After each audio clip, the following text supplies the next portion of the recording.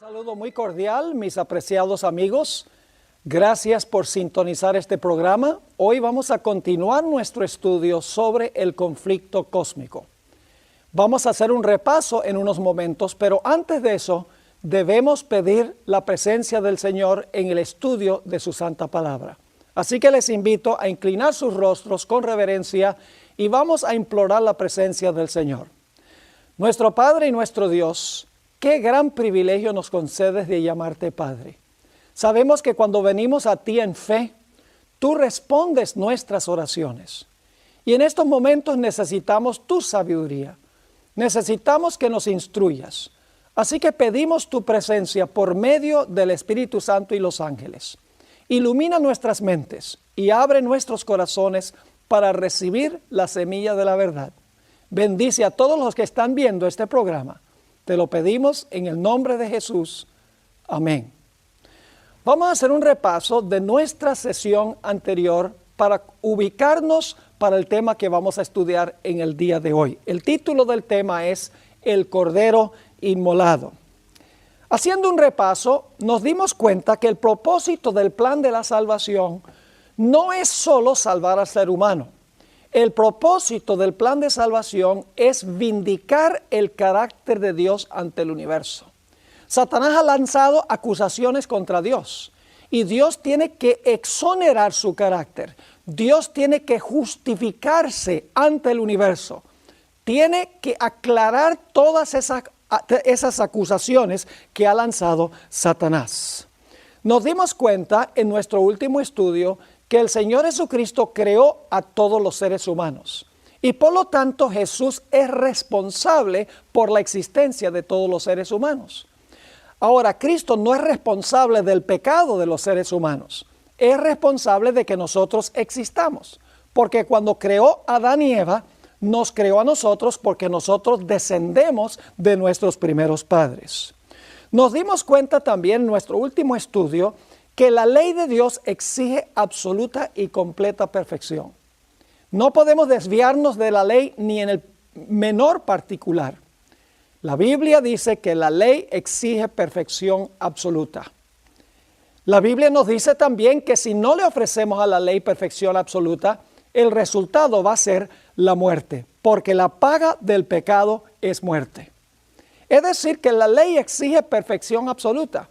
Y el que no le ofrece a la ley lo que la ley exige, la ley dice, tienes que morir. Ahora es importante reconocer que Dios tiene que cumplir su palabra. Si Dios dice, obedece perfectamente la ley y vive, está hablando en serio. Si Dios dice, desobedece la ley y el resultado es la muerte, Dios también está hablando en serio. Así que si no se le ofrece la perfección a la ley, Dios tiene que cumplir su palabra y el hombre tiene que morir. Si no fuese así, entonces Dios sería mentiroso en decir que la paga del pecado es muerte. El problema es que no hay un ser humano en este mundo que le pueda ofrecer a la ley lo que la ley exige. Porque la Biblia dice que todos han pecado y están destituidos de la gloria de Dios. No hay justo ni aún uno.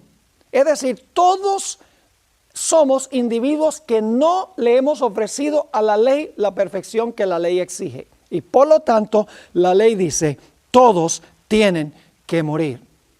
Ahora, Satanás colocó un conflicto entre la justicia y la misericordia de Dios. Les explico. Satanás le dijo a Dios, mira, si tú no castigas al hombre con la muerte por haber desobedecido la ley, entonces tú no eres justo, porque la justicia exige el castigo. Pero por el otro lado, si tú castigas al hombre con muerte, tú no eres amor ni eres misericordioso. ¿Cómo un Dios va a destruir a sus criaturas? Aparentemente había un conflicto entre la justicia de Dios que exigía la muerte del pecador y la misericordia de Dios que quería salvar al hombre de la muerte. El ser humano necesitaba a alguien que ayudara en esta deplorable situación. No había nadie dentro de la raza humana que pudiese ofrecerle a la ley lo que la ley exige. Por esa razón, la Biblia nos dice que fue necesario que el Señor Jesucristo se encarnara como ser humano, que se hiciera carne de nuestra carne y hueso de nuestro hueso, que se hiciera nuestro hermano, nuestro familiar cercano, para vivir en nuestro lugar una vida perfecta. Es decir, la vida que nos exige la ley a nosotros, la vivió Cristo Jesús en nuestro lugar. De tal manera que cualquier persona que reciba a Cristo como Salvador personal a través del arrepentimiento, la confesión del pecado y la fe en Jesús, la vida perfecta de Jesús le es acreditada a su cuenta. Y entonces Dios no mira la vida nuestra, sino que mira la vida del Señor Jesucristo. Por eso fue que Jesús armó su carpa, por así decirlo, en este planeta. Vino al campamento del santuario para vivir una vida perfecta en lugar de todos nosotros, para tejer un manto de perfecta justicia que nos pudiera poner a nosotros la justicia de Cristo acreditada a nuestra cuenta. Pero no era suficiente que Jesús tejiera un manto de justicia. No era suficiente que el Señor Jesucristo le ofreciera a la ley una vida perfecta en nuestro lugar, porque teníamos otro problema. Y ese otro problema es que nosotros hemos pecado y el pecado exige la muerte. Es decir, Jesús no solo tenía que vivir una vida perfecta para ofrecerle justicia perfecta a la ley, sino que Jesús también tenía que tomar el lugar de todos los seres humanos y sufrir la muerte por los pecados que han cometido todos los seres humanos. Es decir, Jesús tenía que venir no solo para vivir una vida perfecta, sino para morir por los pecados de todos los seres humanos. Y así es que Jesús se movió del campamento a donde vivió una vida perfecta para ofrecerle a la ley en nuestro lugar, al atrio a donde se encontraba el altar del sacrificio. El altar del sacrificio representa la muerte de Cristo Jesús. Y vamos a encontrar un poco más adelante en nuestro estudio que el lavacro o la fuente que se encontraba inmediatamente antes de entrar al lugar santo del santuario representa la resurrección de Jesús. Debo repetir algo que mencioné en el último tema. Y es que la obra que hace Cristo en el campamento y la obra que hace en el atrio es para todos los seres humanos sin excepción. Cristo, por su vida perfecta y por su muerte por el pecado, hizo una provisión de salvación completa para todo ser humano que jamás haya vivido en la historia del planeta. Quiero leer en 1 de Juan el capítulo 2 y el versículo 2. El hecho de que Jesús, cuando sufrió su muerte, lo hizo por todo ser humano que ha vivido en este mundo. El Señor Jesucristo compró la salvación. El Señor Jesucristo puso a su cuenta los pecados que se han cometido, que se están cometiendo y aún están por cometerse. En 1 de Juan, el capítulo 2 y el versículo 2 dice en cuanto a Jesús: y Él es la propiciación por nuestros pecados. Juan está diciendo por los pecados de los creyentes, pero luego sigue diciendo, y no solamente por los nuestros, sino también por los de todo el mundo. En Juan 3:16, el versículo más famoso de la Biblia dice, porque de tal manera amó Dios al mundo que ha dado a su Hijo unigénito. La vida perfecta de Jesús la vivió para toda persona en el mundo. Su muerte en la cruz fue para toda persona en el mundo. Jesús no solo tuvo que vivir por nosotros, Jesús tuvo también que morir por nosotros. Vamos a examinar el aspecto de la muerte de Cristo en el altar del sacrificio del santuario. El altar representa la cruz. Empezamos en Éxodo, el capítulo 12 y el versículo 5 y el versículo 6. Ya estudiamos la primera parte de esto en nuestro último tema, pero ahora vamos a completar el pensamiento. Hablando del Cordero Pascual, dice, el animal será sin defecto. Eso es lo que estudiamos la vez pasada. Jesús tenía que vivir una vida perfecta. El animal será sin defecto, macho de 1 año. lo tomaréis de las ovejas o de las cabras, y lo guardaréis hasta el día 14 de este mes. Ahora viene el segundo aspecto. Y lo inmolará toda la congregación del pueblo de Israel entre las 2 tardes. Es decir, el cordero, después que el sacerdote se cercioraba que el cordero era sin defecto, entonces el cordero era sacrificado. Ahí tenemos representada la vida de Jesús y la muerte de Jesús como un cordero perfecto. Ahora, en Levítico el capítulo 17 y el versículo 11 nos dice algo muy interesante. Parece decir que cuando el sumo sacerdote venía al santuario y ofrecía el sacrificio, era el sacerdote el que estaba ofreciendo el sacrificio. Pero Levítico 17:11 dice algo muy interesante. Dice Dios, porque la vida de la carne en la sangre está, y yo os la he dado para hacer expiación sobre el altar por vuestras almas, y la misma sangre hará expiación de la persona. Fíjese que aquí Dios dice, yo he dado la víctima como sacrificio. El sacerdote en Israel traía la víctima, pero eso era un símbolo de que Jesús iba a ser la víctima entregada por Dios el Padre. En 2 Corintios 5 y el versículo 21 tenemos claramente revelado el hecho de que Jesús, cuando fue a la cruz, cargó los pecados de todos los seres humanos para que nosotros pudiésemos ser justos en Él. Dice en 2 Corintios 5, 21, hablando de Jesús, al que no conoció pecado, porque Jesús nunca pecó, al que no conoció pecado, por nosotros lo hizo pecado. Es decir, el Padre hizo pecado a Jesús, se los imputó, se los puso a su cuenta. No eran de Él, pero le fueron atribuidos. Nuevamente dice, 2 Corintios 5, 21, al que no conoció pecado, por nosotros lo hizo pecado. Vamos a encontrar que el Padre puso los pecados sobre Él. Y ahora fíjense cuál fue el propósito. Para que nosotros fuésemos hechos justicia de Dios en Él. Nuestros pecados le fueron imputados o acreditados a Jesús para que nosotros pudiésemos ser reconocidos como justos delante de Dios en Jesús. En Isaías el capítulo 53 y el versículo 3 al 6 encontramos otra vez claramente revelado el hecho de que el Señor Jesucristo tomó sobre sí los pecados de los seres humanos. Le fueron imputados, le fueron atribuidos, puestos a su cuenta. Todos los pecados de toda la raza humana fueron colocados sobre Él. Dice en Isaías 53 y el versículo 3, despreciado y desechado entre los hombres, varón de dolores, experimentado en quebranto. Y como que escondimos de Él el rostro, fue menospreciado y no lo estimamos. Ciertamente llevó Él nuestras enfermedades y sufrió nuestros dolores.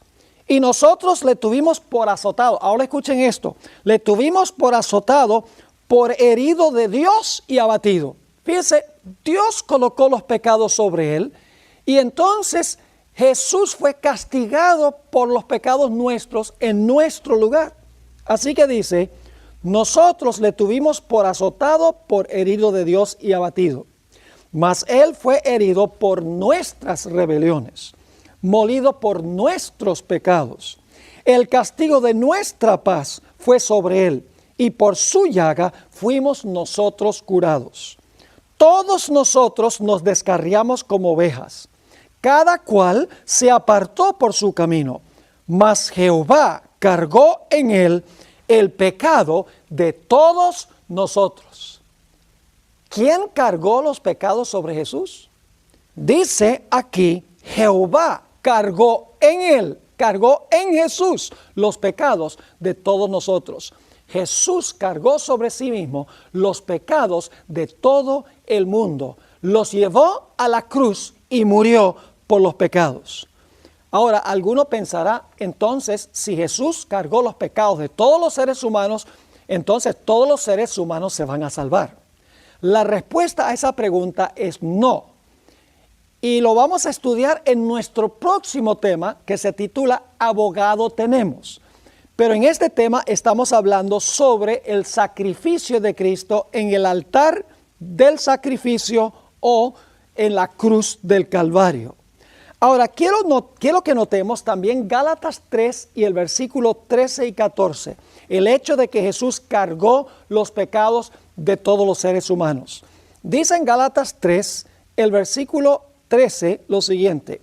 Cristo nos redimió de la maldición de la ley. Ahora, cuando leemos eso, muchos cristianos dicen, ve, la ley es mala porque la ley nos maldice. Entonces lo que hay que hacer es quitar la ley para entonces quitar la maldición. Pero en realidad, pensando esto con seriedad, el problema no es con la ley. El problema es que la ley nos maldice o nos condena porque nosotros somos pecadores. Entonces no es la ley la que hay que quitar, sino hay que quitar el pecado para que entonces la ley no condene o la ley no maldiga. Les doy un ejemplo. Supongamos que yo estoy manejando mi automóvil, llego a un semáforo y me paso el semáforo en rojo, es decir, me como el semáforo. Y viene un policía y me para y me dice, señor, le voy a poner una multa porque usted se comió el semáforo en rojo. ¿Qué pensarían ustedes si yo le diría a ese policía, mire señor policía, la ley ahora me va a maldecir, yo voy a tener que pagar esta multa y yo no quiero pagar la multa? ¿Por qué no elimina usted esa ley? Elimina la ley para que yo no tenga que pagar la multa. ¿Les gustaría a ustedes que la policía dijera, está bien, yo voy a quitar la ley? Ustedes saben que si hiciera eso, la ley sería burlada. El problema no es quitar la ley. El problema es eliminar el pecado o eliminar la transgresión de la ley. Así que cuando dice aquí, Cristo nos redimió de la maldición de la ley, no significa deshacerse de la ley, sino deshacerse de la maldición de la ley por causa del pecado de la raza humana. Ahora, la pregunta clave es, ¿cómo es que Cristo nos redimió o nos salvó de la maldición de la ley? Gálatas 3 y el versículo 13 lo explica. Dice, Cristo nos redimió de la maldición de la ley, hecho por nosotros maldición, porque está escrito, maldito todo aquel que es colgado en un madero, para que en Cristo Jesús la bendición de Abraham alcanzase a los gentiles, a fin de que por la fe recibiésemos la promesa del Espíritu. ¿Cómo nos redimió Cristo de la maldición de la ley? ¿Eliminando la ley? No. Haciéndose maldición en nuestro lugar. Es decir, Cristo tomó todas las transgresiones de la ley de todos los seres humanos, se le imputaron o se le atribuyeron, se le acreditaron a su cuenta, y entonces Jesús sufrió la maldición en nuestro lugar. Jesús tomó el lugar de todos nosotros, sufriendo el castigo por todos nuestros pecados. En 1 de Pedro, el capítulo 2 y el versículo 23 y 24 encontramos la misma lección. Que el Señor Jesucristo, después de vivir su vida perfecta en el campamento, como Cordero perfecto en el campamento, el Señor Jesucristo luego se movió al altar del sacrificio en el atrio para entonces recibir la carga de todos los pecados de los seres humanos. 1 de Pedro 2, 23 y 24. Hablando en cuanto a Jesús, dice, quien cuando le maldecían, no respondía con maldición. Cuando padecía, no amenazaba, sino que encomendaba la causa al que juzga justamente, es decir, a su Padre. Luego dice en el versículo 24, quien llevó él mismo nuestros pecados en su cuerpo sobre el madero. Fíjense lo que dice, llevó él mismo nuestros pecados en su cuerpo sobre el madero. ¿Y con qué propósito? Para que nosotros, estando muertos a los pecados, vivamos a la justicia, y por cuya herida fuisteis sanados. Claramente, este pasaje nos dice que Jesús llevó nuestros pecados sobre su cuerpo al madero, es decir, a la cruz. Y por la llaga de Él, por el castigo que Él sufrió, nosotros somos sanados o curados. En Romanos 5, el versículo 6 y el versículo 8 nos dice básicamente lo mismo. Dice, porque Cristo, cuando aún éramos débiles, a su tiempo murió por los impíos. Ahora fíjense, Jesús no murió por gente santa. Jesús murió, según esto, por los impíos. Y luego el versículo 8 dice, mas Dios muestra su amor para con nosotros, en que siendo aún pecadores, Cristo murió por nosotros. Siendo aún pecadores, Cristo murió por nosotros. Es decir, Jesús no solamente vino y vivió la vida perfecta que la ley exige en nuestro lugar, sino que el Señor Jesucristo luego tomó el siguiente paso, tomó todos los pecados de todos los seres humanos y sufrió la muerte en nuestro lugar. Es decir, Jesús vivió por todo ser humano que jamás haya vivido y murió por todo ser humano que jamás haya vivido en la historia del planeta. En 1 Corintios 15 y el versículo 3, nuevamente nos enfatiza que Jesús murió por los pecados de la raza humana. Le fueron acreditados, le fueron colocados por el Padre y Jesús entonces sufrió el castigo como resultado. Dice en 1 Corintios 15 y el versículo 3, porque primeramente os he enseñado lo que asimismo recibí, que Cristo murió por nuestros pecados conforme a las Escrituras. Mis queridos amigos, solamente he leído algunos versículos de la Biblia, a donde se nos dice que Jesús tomó sobre sí la maldición que nos correspondía a nosotros. Al igual que en nuestro último tema, nosotros vimos que el Señor Jesús vivió una vida perfecta en lugar de todos los seres humanos. Vivió por nosotros y murió por nosotros. Vivió en nuestro lugar y murió en nuestro lugar. Y lo hizo no solo para los creyentes, sino que hizo esto para toda la raza humana. Ahora quiero que vayamos un momento a Hebreos el capítulo 7 y el versículo 27. Porque mencionamos en nuestro último tema que Jesús era un sacerdote perfecto y también una víctima perfecta. En el servicio del Antiguo Testamento se necesitaban dos símbolos para ilustrar la obra futura de Cristo. En primer lugar, se necesitaba un sacerdote que no tuviera defecto. Y luego entonces se necesitaba también una víctima que no tuviera defecto. Y claro, era solo a nivel físico. Pero la perfección física del sacerdote y del animal representaba que en el futuro iba a venir Jesús con una perfección moral. Ahora, en el Antiguo Testamento se necesitaban dos símbolos, un sacerdote sin defecto y una víctima sin defecto. Pero en Jesús se reúnen los dos símbolos, porque en el texto que vamos a leer nos dice que Jesús es el sacerdote que se ofreció a sí mismo como víctima.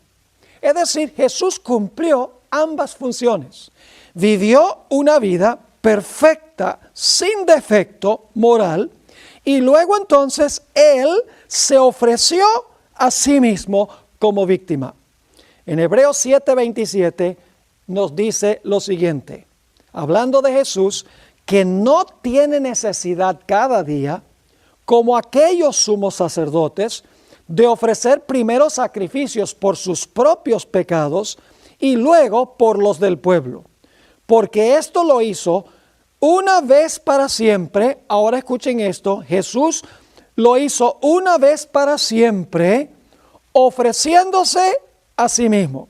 Él es el sacerdote y es la ofrenda. Él se ofrece a sí mismo, como el sacerdote ofrecía a la víctima.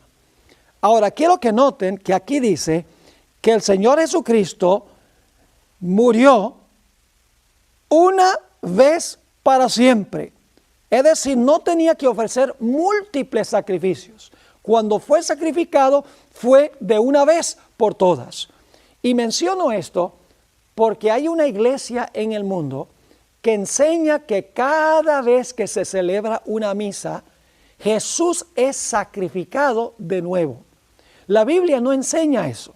La Biblia enseña que cuando Cristo recibió la carga de pecados sobre sí mismo en el Getsemaní y en la cruz, cuando Cristo murió cargando los pecados de toda la raza humana, fue un sacrificio suficiente. De una vez por todas, Jesús no necesita continuar muriendo porque lo hizo de una vez por todas y no muere ya más.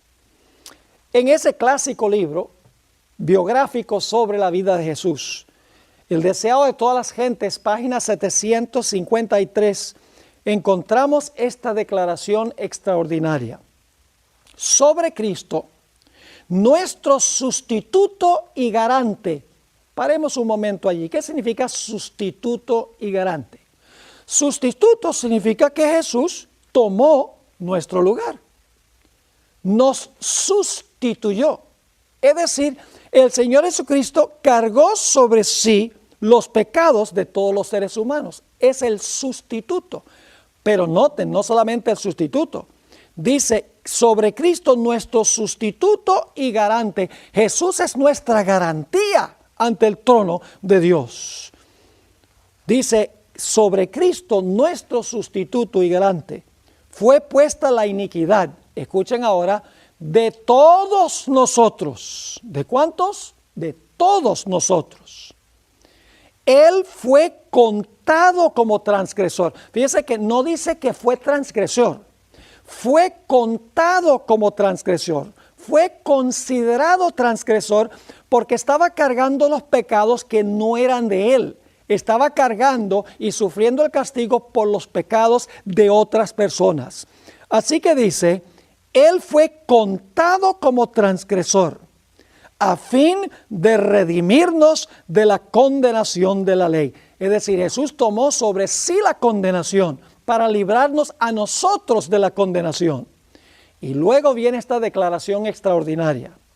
La culpabilidad de todo descendiente de Adán abrumó su corazón. ¿Cuántos pecados?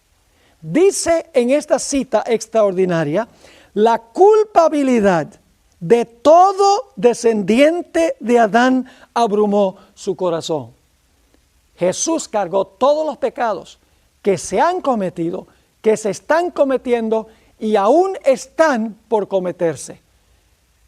¿Pueden ustedes imaginarse cómo se habrá sentido el Señor Jesucristo cargando sobre su conciencia los pecados de todos los seres humanos? Y ustedes dicen, pastor, ¿sobre su conciencia? Sí, porque los pecados eran colocados sobre la cabeza del animal. La cabeza es donde está el cerebro. Y en el cerebro es que la persona siente depresión, es donde la gente siente culpabilidad, es donde está la conciencia del ser humano.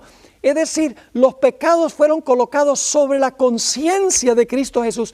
No solo unos pocos, sino todos los pecados que jamás se hayan cometido. Ahora podemos entender un poquito mejor las últimas 3 declaraciones de Cristo en la cruz del Calvario. Reflexionemos un momento sobre eso. Durante su ministerio, el Señor Jesucristo dijo varias veces, mi Padre no me ha dejado solo, porque yo hago siempre lo que complace a mi Padre. Pero nos dice la Biblia que cuando el Señor Jesucristo colgó sobre la cruz del Calvario, clamó a gran voz, Dios mío, ¿por qué me has desamparado? Jesús se sintió desamparado de su propio Padre, porque el pecado separa al hombre de Dios. Y Jesús estaba cargando los pecados de todos los seres humanos. En Isaías 59 y el versículo 2 dice, pero vuestras iniquidades han hecho división entre vosotros y vuestro Dios, y vuestros pecados han hecho ocultar de vosotros su rostro para no oír. El pecado separa al hombre de Dios. Y como Cristo estaba cargando los pecados de todos los seres humanos, quedó separado de su Padre y por eso clamó: Dios mío, ¿por qué me has desamparado? En realidad, el sufrimiento y la agonía de Jesús no comenzó en la cruz del Calvario. Comenzó en el huerto del Getsemaní. En el huerto del Getsemaní, la Biblia nos dice que el Señor Jesucristo sudaba como grandes gotas de sangre mientras agonizaba en oración a su Padre. 3 veces Jesús le oró a su Padre: Padre, si es posible, quita esta copa de mí, pero que no sea hecha mi voluntad, sino la voluntad tuya. La pregunta clave es: ¿qué tenía la copa que era tan terrible que Jesús no quería beber lo que estaba en la copa? Sabemos por Juan 18 y el versículo 11 que el Padre le dio la copa a Jesús, porque el Padre colocó sobre él los pecados de todos nosotros.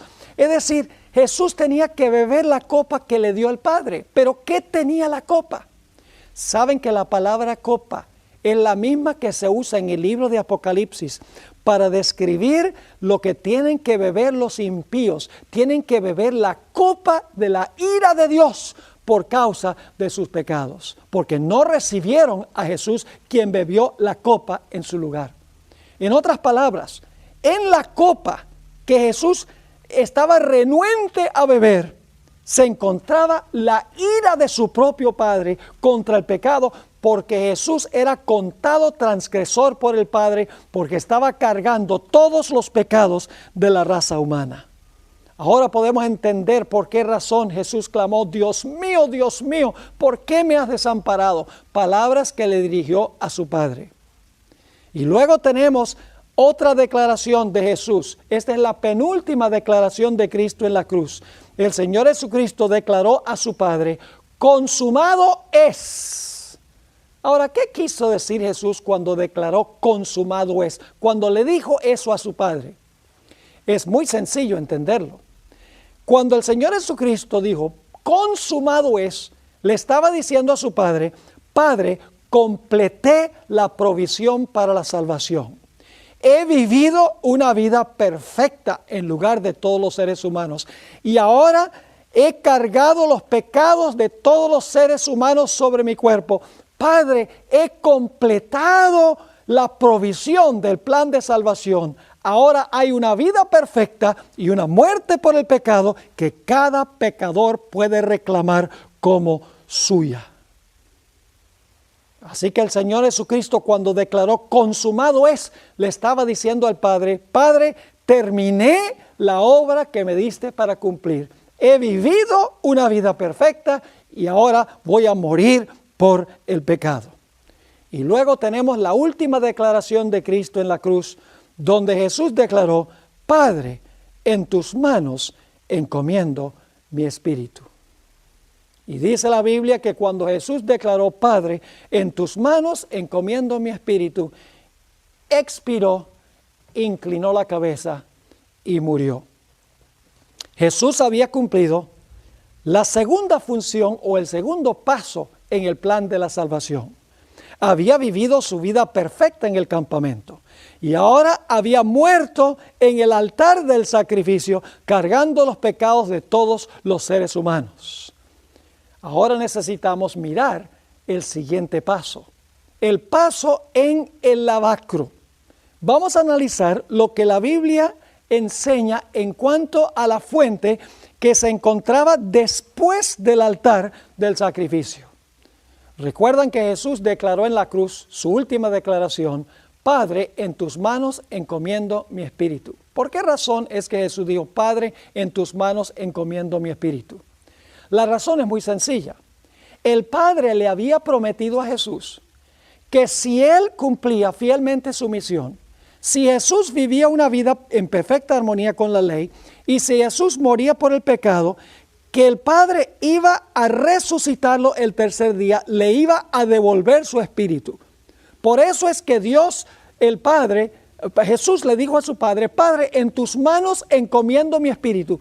Padre, tú has prometido que si yo soy fiel, tú me vas a devolver el espíritu, tú me vas a resucitar de los muertos. En Éxodo 40 y el versículo 7 tenemos el mueble que representa la resurrección de Cristo, la fuente. Dice allí en Éxodo 40 y el versículo 7, luego pondrás la fuente entre el tabernáculo de reunión y el altar, y pondrás agua en ella. Es decir, el lavacro se encontraba después del altar del sacrificio, inmediatamente antes de entrar al primer apartamento del santuario que se conoce como el lugar santo. ¿Y cuál era el propósito de esa fuente? El propósito de esa fuente era que el sacerdote tenía que lavarse completamente de cualquier vestigio de la muerte, porque acababa de ofrecer la víctima en sacrificio. Necesitaba limpiarse completamente de todo vestigio de la muerte, de toda contaminación, antes de entrar a servir en el lugar santo del santuario. De la misma manera, el Señor Jesucristo, cuando fue a la muerte y cuando el Señor Jesucristo fue al sepulcro y resucitó, dejó a la muerte de una vez por todas en el sepulcro para no morir más. Noten lo que dice en Romanos el capítulo 6 y el versículo 9. Dice, sabiendo que Cristo, habiendo resucitado de los muertos, ya no muere. La muerte no se enseñoreará más de él. Ustedes saben que en el Antiguo Testamento tocar un cuerpo muerto era contaminarse, porque una persona muerta contamina. Así que cuando el Señor Jesucristo murió, quedó en el sepulcro, pero cuando Jesús salió del sepulcro, se lavó, por así decirlo, de todo vestigio de la contaminación de la muerte, resucitó de los muertos para poder entonces entrar al lugar santo para comenzar otra obra en el lugar santo que será nuestro próximo tema. Abogado tenemos. ¿Qué representa el lavacro? El lavacro, según Tito 3:5, representa la regeneración. Quiero leer ese texto, Tito, el capítulo 3 y el versículo 5, a donde nos habla de lo que representa el lavamiento en el agua. Declara lo siguiente: pero cuando se manifestó la bondad de Dios nuestro Salvador y su amor para con los hombres, nos salvó, no por obras de justicia que nosotros hubiéramos hecho, sino por su misericordia. Ahora escuchen, por su misericordia, por el lavamiento de la regeneración y por la renovación en el Espíritu Santo. Fíjense, dice, por el lavamiento de la regeneración. Ahora, ¿qué significa la palabra regeneración? Viene de una palabra griega que se compone en realidad de dos palabras. Comienza con una preposición. Es la palabra palingenesia. Palin significa de nuevo, otra vez. Y genesia significa vivir. La combinación de las dos palabras significa vivir de nuevo. Es decir, la palabra regeneración significa vivir de nuevo. El Señor Jesucristo murió y cuando resucitó, se lavó, por así decirlo, de la muerte. Es decir, vivió de nuevo y ese fue el lavamiento de la regeneración que experimentó el Señor Jesucristo. Era indispensable que Jesús resucitara de los muertos y dejara la contaminación de la muerte en el sepulcro. Porque si Jesús no resucitaba, ¿cómo podía entrar en la siguiente fase de su obra? La de un intercesor. Si estaba muerto, obviamente no podía interceder por los pecadores. El Señor Jesucristo se refirió a estos dos aspectos de Jesús, su muerte y su resurrección, en San Juan, el capítulo 12 y el versículo 24. Vinieron unos griegos que querían entrevistarse con Jesús. Y el Señor Jesucristo dijo unas palabras muy interesantes en este contexto. Parece que los griegos querían que Jesús fuera a su tierra para predicar las lindas cosas que estaba predicando allá en Israel, y tal vez para que Jesús fuera allá a sanar a los enfermos, etc.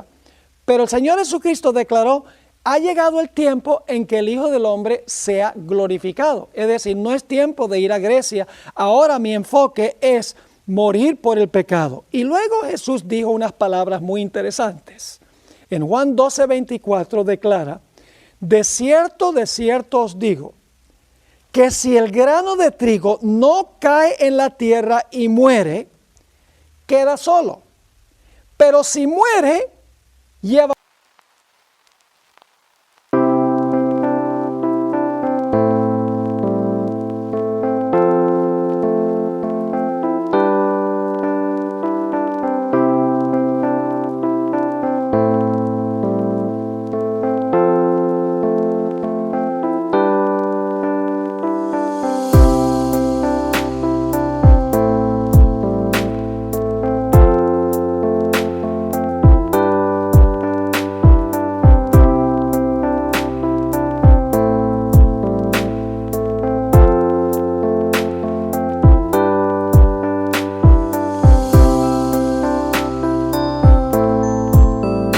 mucho fruto.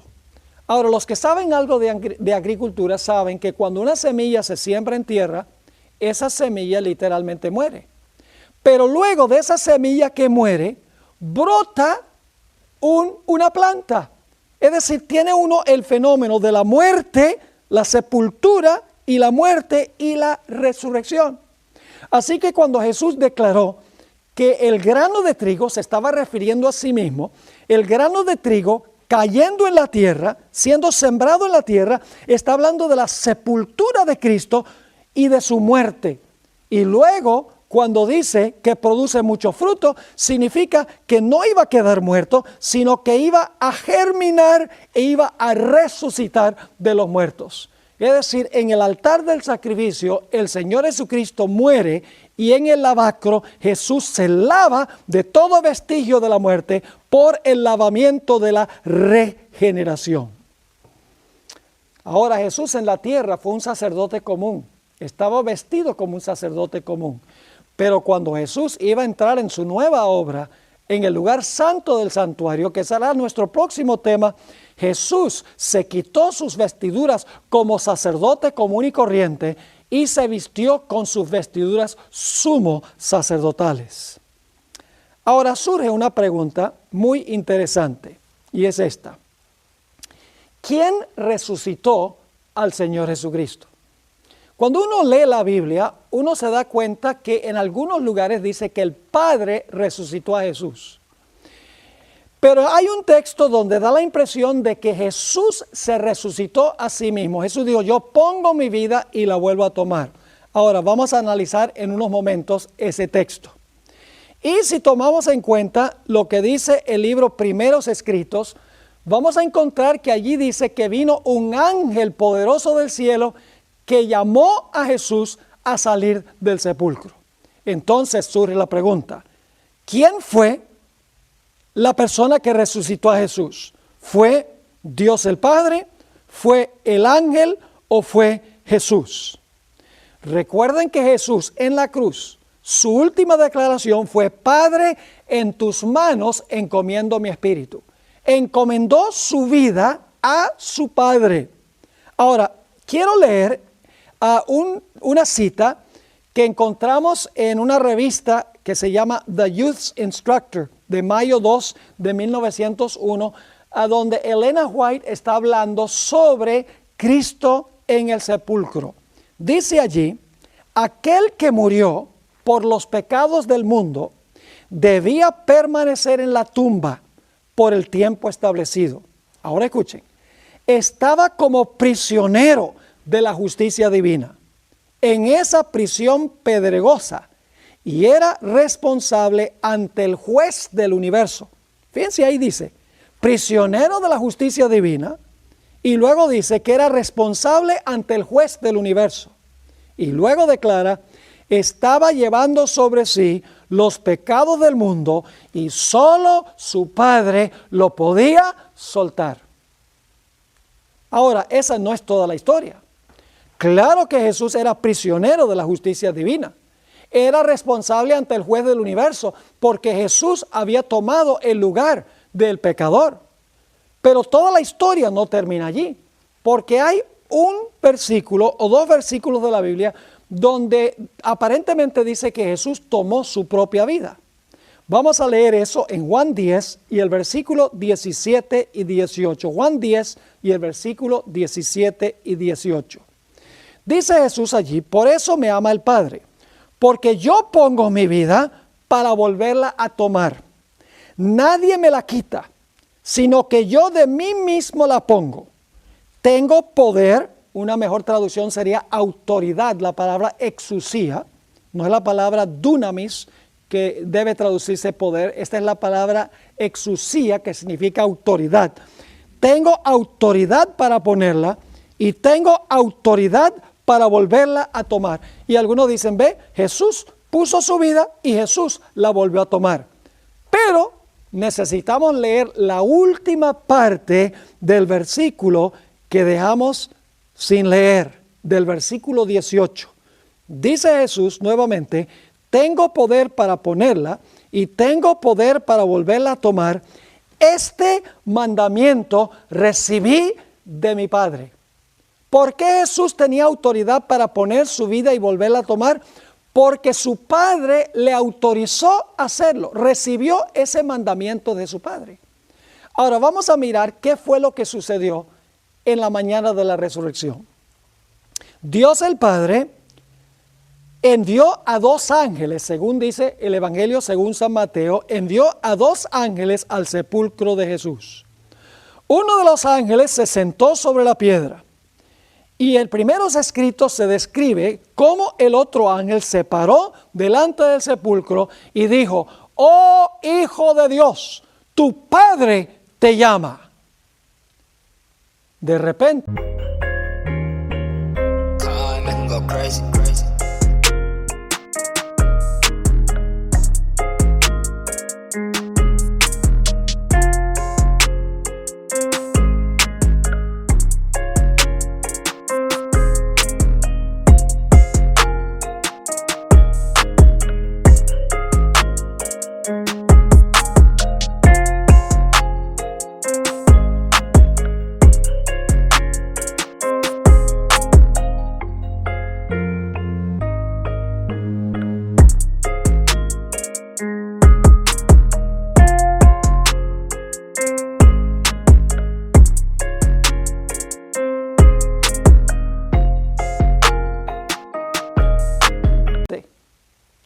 salió Jesús vivo del sepulcro.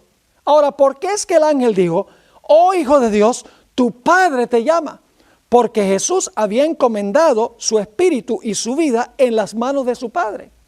Y su Padre tenía que autorizar a Jesús para que Jesús resucitara. Ahora escuchen bien. El Padre envió al ángel.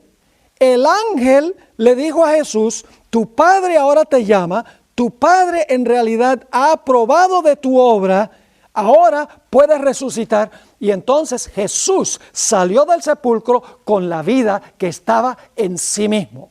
Pero solo el Padre podía autorizarle para que tomara de nuevo su vida, la vida que estaba dentro de él. Jesús dijo: este mandamiento recibí de mi Padre. Ahora necesitamos ir a Romanos el capítulo 4 y el versículo 25. Muy importante este versículo.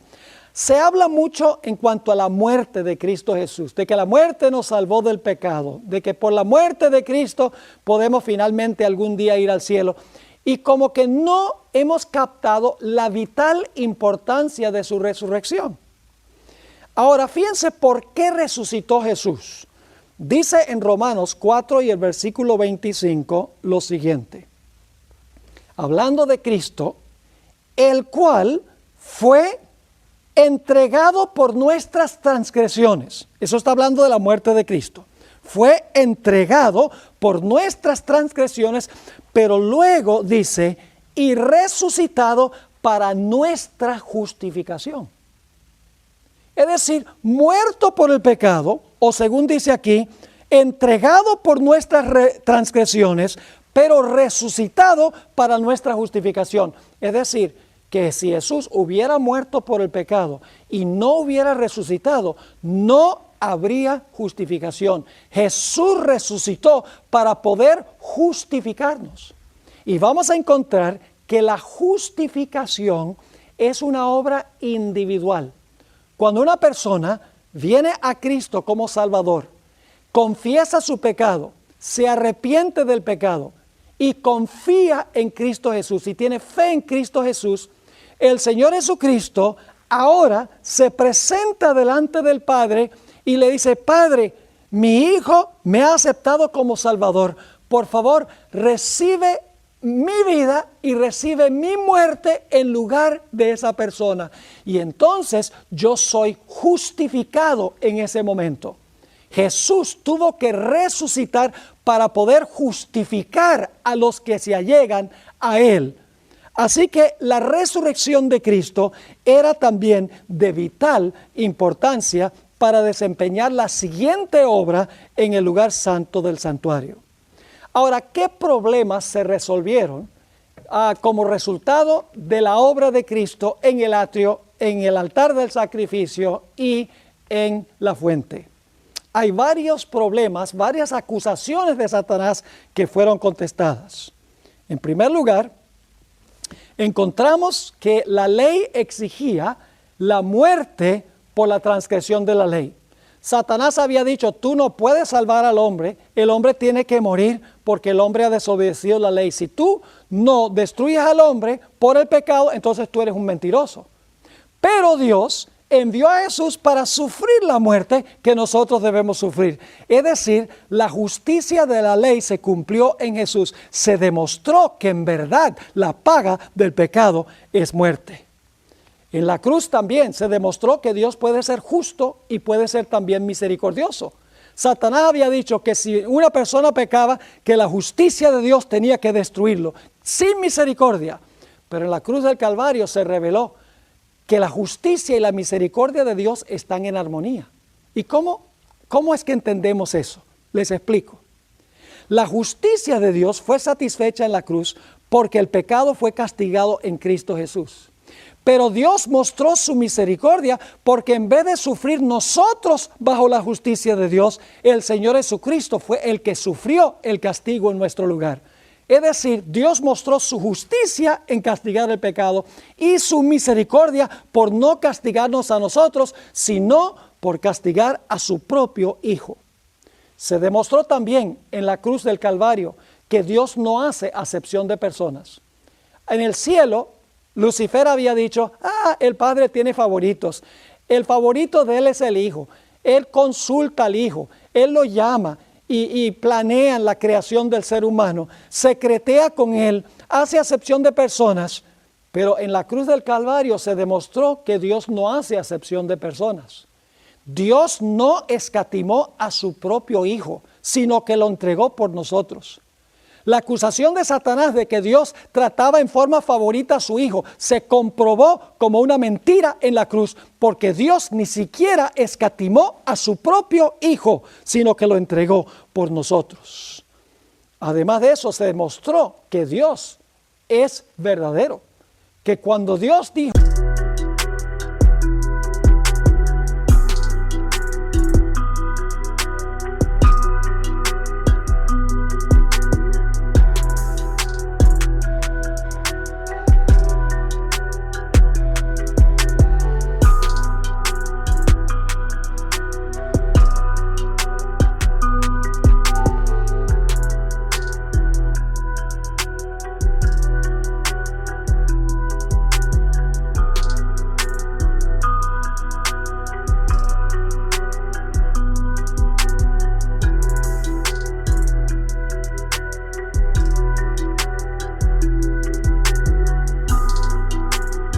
que la paga del pecado es muerte, estaba hablando en serio. Se reveló también allí el tremendo amor de Dios, porque en vez de sufrir el hombre el castigo, la deidad asumió el castigo en lugar del ser humano.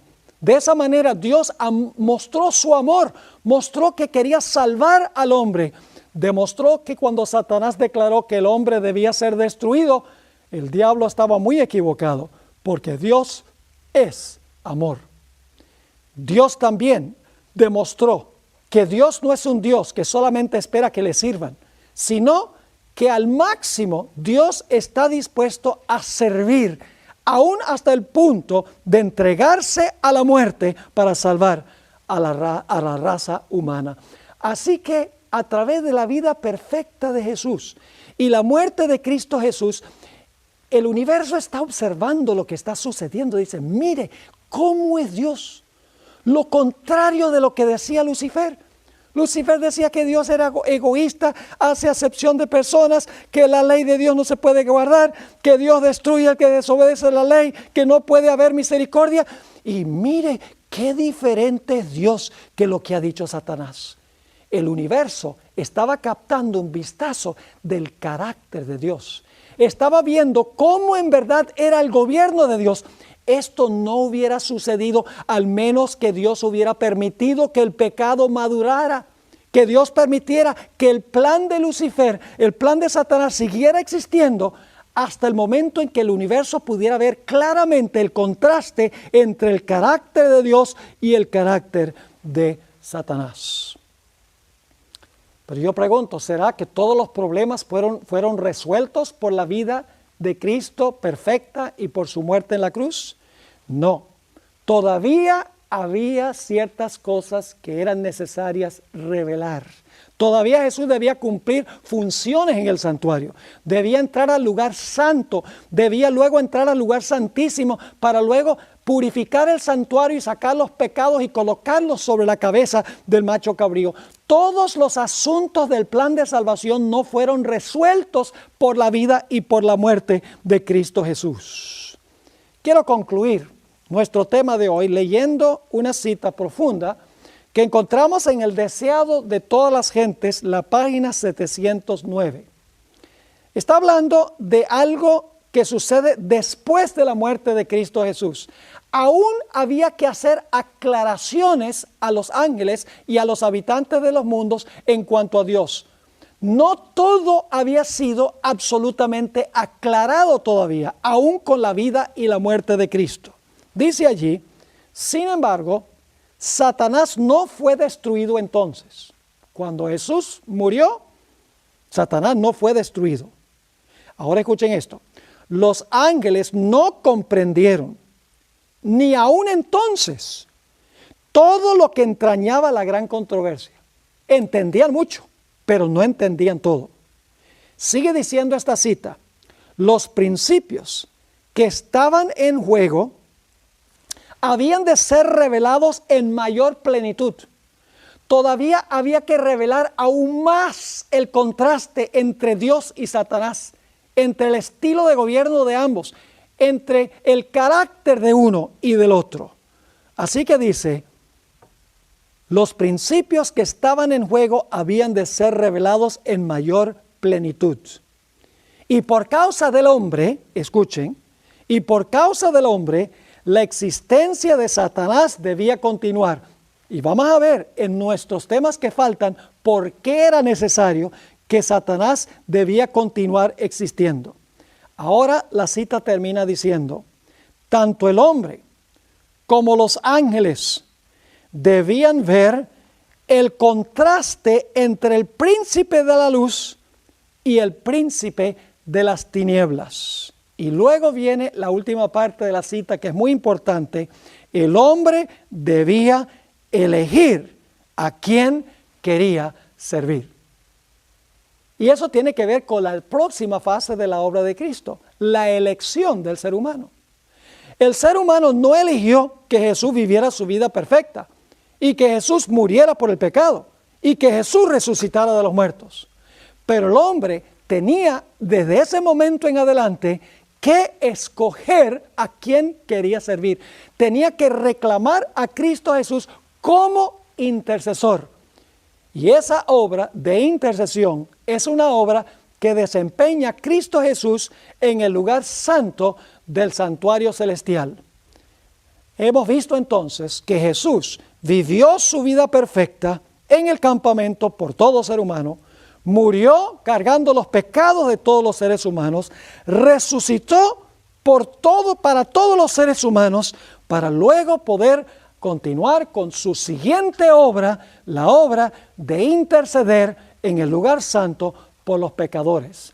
Ese será nuestro próximo tema. Que Dios les bendiga y les esperamos en la próxima sesión.